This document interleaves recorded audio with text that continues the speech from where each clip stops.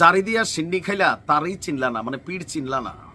অনেকটা এরকম অবস্থা হয়ে গেছে বিএনপির নেতা কর্মীদের, বিশেষ করে পিনাকি ভট্টাচার্যের যে বর্তমান অবস্থান, শতভাগ বিএনপির বিরুদ্ধে তিনি অবস্থান নিয়েছেন এবং তিনি এগুলোর পিছনে বেশ কিছু কারণও দেখাচ্ছেন। কারো কারো কাছে কারণগুলো যৌক্তিক, আবার কারো কাছে অযৌক্তিক। তবে গতকালকে ডক্টর ইউনূসের পদত্যাগ ইস্যুতে ডক্টর ইউনূসকে তিনি যে বুদ্ধি দিচ্ছেন, ডক্টর ইউনূস যদি সেই বুদ্ধি অনুসরণ করে বসে, আপনি নিশ্চিত থাকতে পারেন বিএনপির মানে নাম নিশানা অস্তিত্ব নিয়ে একটা টান পড়ে যাবে, একটা গভীর সংকটে কিন্তু পড়বে। গিরায় গিরায় বুদ্ধি আছে পিনাকি দাদার।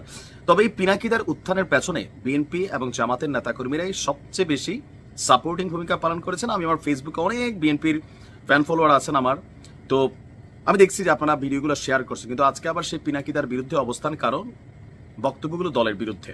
আচ্ছা, ঘটনা কি? বিএনপি বলছে, যখন আপনার সালাউদ্দিন সাহেব যে একটা বক্তব্য দিচ্ছেন যে ডক্টর ইউনূস যদি পদত্যাগ করতে চান ব্যক্তিগত কারণে তিনি করতে পারেন, মানে পদত্যাগ ইস্যু এটা এখনো অমীমাংসিত ইস্যু, যেটা ডক্টর ইউনূস সাহেব নিজে কারোর সাথে বলছেন, নাকি নাহিদ ইসলাম বের হয়ে আসার পর যেটা পুরা ভাইরাল হয়েছে, সাক্ষী প্রমাণ আছে কিনা এ নিয়েও প্রশ্ন আছে। যাই হোক, তো ডক্টর ইউনূসকে পিনাকি দা যেই বুদ্ধিটা দিচ্ছেন, পিনাকির দৃষ্টিভঙ্গিতে বিএনপি, আওয়ামী লীগ, আমাদের সেনাপ্রধান এবং ভারত তারা হচ্ছে একটা টিম। তিনি স্পষ্ট বলছেন বিএনপি, আওয়ামী লীগ, ভারত, জেনারেল ওয়াকার তারা হচ্ছে একটা টিম। আর ভারতের প্রেসক্রিপশনে এখানে অনেক কিছু হচ্ছে, আর যার মধ্যে মূল ভূমিকাটা পালন করছে এই মুহূর্তে বিএনপি। সুতরাং বিএনপিকে নির্বাচনের হাউস মিটাই দিতে হবে। তো কিভাবে তিনি বুদ্ধি দিলেন নির্বাচনের হাউস মিটানো? যে ডক্টর মোহাম্মদ ইউনূসের উচিত তিনি নিজে পদত্যাগ করবেন, টোটাল উপদেষ্টা পরিষদ পদত্যাগ করে বসবে। তারপরে যে বিভিন্ন অর্গানগুলো রাষ্ট্রের এই কয়েক মাস যাবৎ গঠিত হয়েছে, সেখানে যারা দায়িত্বপ্রাপ্ত হয়েছেন তারাও পদত্যাগ করবেন। তার মানে এক মুহূর্তে দেশ অভিভাবক শূন্য হয়ে যাবে। তারপর বিএনপিকে দায়িত্ব দেওয়া হবে, বিএনপি উপদেষ্টা পরিষদ গঠন করবে বা যাই করবে, নির্বাচন করবে। ফাইনালি তিনি নির্বাচনে আসছেন, যে বিএনপি নির্বাচন করবে। কাকে নিয়ে নির্বাচন করবে? জামাত নির্বাচনে যাবে না, এনসিপি নির্বাচনে যাবে না, তাহলে বিএনপি কারে নিয়ে নির্বাচন করবে? নিজেরাই, যেমনটা আওয়ামী লীগ যেমন ডামি নির্বাচন দিত, আমি ডামি, ওরকম টাইপের নির্বাচন করবে। তখন বিএনপির নির্বাচনের হাউস মিটে যাবে। দিন শেষে তিনি ইনকিলাব জিন্দাবাদ বলে হুঁশিয়ারি দিয়েছেন। এমনকি তিনি বিএনপির বিভিন্ন ইস্যুতে বা বিভিন্ন ব্যক্তিদেরকে, বিভিন্ন নেতৃত্বের জায়গাদেরকে যেভাবে খুঁচিয়ে খুঁচিয়ে অন্তরে রক্তক্ষরণ করাচ্ছেন, সেটাও কিন্তু দৃশ্যপটে দেখার মতন। ওনার বক্তব্য, আওয়ামী লীগের বিপরীতে বিএনপি লুটপাট, ধান্দাবাজি, জবরদখল সকল কিছুই এরা করবে। এখানে দেশের কোনো পরিবর্তন হবে না, ভয় এবং সন্ত্রাসের রাজত্ব তারা তৈরি করবে। কিছু কিছু জায়গায় এখন বিএনপির যে ঘটনাগুলো সামনে আসতেছে, 17 বছর খাই নাই খাবো, এগুলোকে কিন্তু তিনি বারবার কোড হিসাবে, প্রমাণ হিসাবে বিভিন্ন অ্যাক্টিভিটিসগুলোকে সামনে নিয়ে আসছে, যে এই যে দেখেন বিএনপি কি করবে।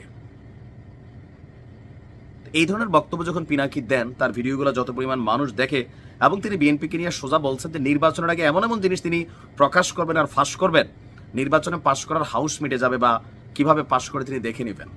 আবার ডক্টর মোহাম্মদ ইউনূসের এই ক্রান্তি লগ্নে তিনি, ইলিয়াস ভাই, তারপর হচ্ছে যে কনক সারওয়ার, তারা দেশে আসবেন, ডক্টর ইউনূসের পাশে দাঁড়াবেন। বিএনপির নেতারা আবার বলছেন যে অনলাইনে অনেক কিছু হয়, যেমন এনসিপি ইসিকে ঘেরাও করবে, যখন পোস্ট দিছে 1-1.5 লক্ষ লাইক, লাভ, শেয়ার পড়ছে, কিন্তু মাঠে গেছে 100-150 জন। তাহলে এই যে বাকি লাইক, কমেন্ট, ফলো যারা করে তারা কারা? তারা কেন মাঠে যায় না? মাঠের রাজনীতি অন্যরকম। আবার বিএনপি আরেকটা কাজ করছে, পিনাকিদার কথায় বা বিভিন্ন কারণে তাদের মধ্যে একটা দুশ্চিন্তা সম্ভবত ছিল। তো কেউ কেউ বলছেন তারা একটা টেস্ট প্রোগ্রাম করছেন ইশরাকরে দিয়া, যে পিনাকি দাদাদের কথায় বা ইলিয়াস ভাইদের কথায় বা কনক সরোয়ারদের কথায় আসলে বিএনপির জনমত কতটুকু কমতেছে মাঠ পর্যায়ে। ইশরাকের ইস্যুটাতে বিএনপি কেন্দ্রীয়ভাবে এটাতে মাঠে নামে নাই, হাই সিনিয়র পার্টিরা মাঠে নামে নাই, শুধু ইশরাকও মাঠে নামে নাই, লাস্টে নামছে। যেটা বুঝতে চাইছে বিএনপির জনমতটা আসলে কোন লেভেলে আছে।